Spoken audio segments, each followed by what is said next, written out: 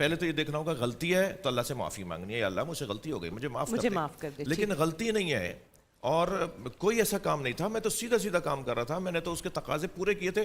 پھر ایک آزمائش آ جاتی ہے تو پھر ہمیں کربلا کو یاد کرنا ہوگا, پھر ہمیں بدر والے شہداء کو یاد کرنا ہوگا, پھر ہمیں ان اولیاء الہی کو یاد کرنا ہوگا جنہوں نے مبتلات میں, مشکلات میں, پریشانیوں میں طویل سجدے ادا کیے ہیں. حضرت امام حسین علیہ السلام جب اپنی قربانی کے لیے تشریف لے جا رہے تھے, سب شہید ہو چکے, سارے بچے, عزیز و اقارب, دوست, احباب, اصحاب سب شہید ہو گئے, حتیٰ حضرت علی اصغر شہید ہو گئے. آخری شہادت تھی اس بچے کی, کم سن بچہ, شیرخوار بچہ امام حسین علیہ السلام کے, حضرت علی اصغر.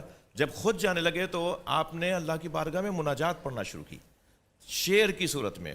فرماتے ہیں ترکت الخلق طرا لہواک, یا اللہ میں ساری مخلوق کو تیری خاطر چھوڑ رہا ہوں, میں نے سب کو چھوڑ دیا, جا رہا ہوں اب ان کو چھوڑ کے جا رہا ہوں. اتنی بڑی آزمائش کے وقت میں. جی وَأَيْتَمْتُ الْعَيَالَ لَيْكَ أَرَاكَ, اور اب میں اپنے بچوں کو بھی یتیم کر رہا ہوں تاکہ تیرا دیدار مجھے نصیب ہو جائے. یعنی اس کیفیت میں بھی اللہ کا شکر, اس کی تسبیح, اس کی مناجات, کیونکہ یہ آزمائش ہے اور یہ امتحان ہے, اس کے ذریعے سے عظمت عطا کرنا چاہتا ہے. لہٰذا جب امام جعفر صادق علیہ السلام کربلا میں امام حسین کے مزار پہ تشریف لے گئے تو گھوڑے سے اتر آئے اور پیدل جانے لگے قبر کی طرف. تو ایک صحابی نے کہا مولا آپ بھی امام ہیں, حسین بھی امام تھے. فرمایا ہمیں امامت حسین کی وجہ سے ملی ہے, ان کی قربانی کی وجہ سے ان کی نسل میں اللہ نے امامت کو رکھ دی. تو قربانیاں, آزمائشیں, مبتلات, آلام, پریشانیاں کم سے کم دو وجہ سے ہوں گی, میری غلطی یا اللہ کی طرف سے حکمت کہ مجھے وہ ترقی دینا چاہتا ہے. ایک بات اگر آپ اجازت اور بھی ہے, خدا تعالیٰ کا قرآن واضح طور پہ یہ پہلے پیغام بھی دیتا ہے من الخوف والجوع ونقص من الاموال والانفس والثمرات. آزمائش کے جو درجے ہیں اللہ تعالیٰ نے پہلے بتا دیا, ہم ضرور آزمائیں گے تمہیں, خوف سے, پیاس سے, اولاد سے, ثمرات یعنی بغات لینے سے. تو آزمائشیں آتی ہیں, آزمائشیں جو آتی ہیں وہ گناہوں کی وجہ سے ساری نہیں ہوتی بلکہ درجات کی بلندی کے لیے بھی ہوتی ہیں. اب جیسے امام علی مقام کا ذکر خیر فرمایا, وہ تو قدم قدم پہ اللہ کا شکر ادا کر رہے تھے. اللہ اکبر, علی اکبر شہید ہوئے تو فرمایا اللہ اکبر, اور محمد شہید ہوئے تو اللہ اکبر, وہ علی اصغر شہید ہوئے تو اللہ اکبر. تو یہی شکران نعمت تھا. تو یہ ان بزرگوں نے ہمیں یہی سکھایا, یہی پیغام دیا کہ آؤ اس راستے پہ چلو. وہ اس راستے میں بظاہر فنا نظر آتی ہے لیکن فنا نہیں ہے, حقیقتاً یہی بقا کا راستہ ہے. دنیا میں بقا ہے, آخرت میں بقا ہے. یہی صوفیوں کا پیغام ہے کہ فنا سے نکلو, بقا کی طرف آؤ. یہ جسم فانی ہے, وہاں بقا کی طرف آؤ. تو پھر من عمل صالحا من ذکر او انثی وہو مؤمن فلنحیینہ حیاتا طیبہ, ہم تمہیں حیات طیبہ دیں گے اگر تم بقا کی طرف آؤ گے. سبحان اللہ, خوبصورت بات. اچھا ایک بڑا شکر, ایک ناشکری, دونوں یہ کیفیت بھی ہے, ایک سوچ ہے, ایک رویہ ہے جو کہ آپ کو معاشرے میں نظر آتا ہے. تو میرا سوال تینوں علماء کرام سے ہے کہ کراچی میں رہنے والا شخص شہر کے حالات دیکھ کے کیسے شکر ادا کر سکتا ہے, اس کی کیفیت کیا ہوگی, یہ میں آپ سے جاننا چاہتا ہوں. تینوں علماء کرام سے میرا سوال ہے. مشکل کام شہنشاہ بھائی سے کریں جی, کیونکہ یہ زیادہ مظلوم ہے, پھر آگے بات چلے. ہمارے پاس وقت کم ہے تو جواب ملے اس حوالے سے. بہت شکریہ. میں عرض کروں کہ شکر تو ہر حال میں کرنا ہے, اس لیے کہ ہم سانس لے رہے ہیں, زندہ ہیں, ہمارے پاس اللہ کی نعمتوں کی فراوانی ہے. وہ جو کمیاں ہیں, جو کمزوریاں ہیں, وہ جو پریشانیاں ہیں, ان پر ہم ناشکرے نہیں ہوں گے, ان کی اصلاح کی کوشش کریں گے. اور اصلاح کے لیے جو بہترین رستہ ہے نا, وہ ہے موعظہ, نصیحت. دیکھیں ہم سب کو نصیحت کی ضرورت ہے. کیا حکمرانوں کو نصیحت کی ضرورت نہیں ہے؟ کیا ذمہ داروں کو نصیحت کی ضرورت نہیں ہے؟ کیا متعلقین کو نصیحت کی ضرورت ہے؟ تو ہم سب کو, ہمیں بھی ضرورت ہے, ان کو بھی ضرورت ہے, سب کو ضرورت ہے. کامل اکمل صرف وہ اللہ کے بعد چند ہستیاں ہیں. ہم سب کو ترقی کی ضرورت ہے, ہم سب کو بہتری کی ضرورت ہے.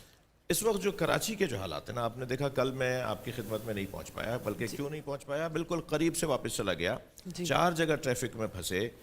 میں نہیں کہتا کہ یہ ٹریفک کا مسئلہ کوئی نیا مسئلہ ہے, کیونکہ میں نے مظلوم اس لیے کہا تھا کہ کل آپ راستے سے واپس جی بڑی عنایت آپ نے.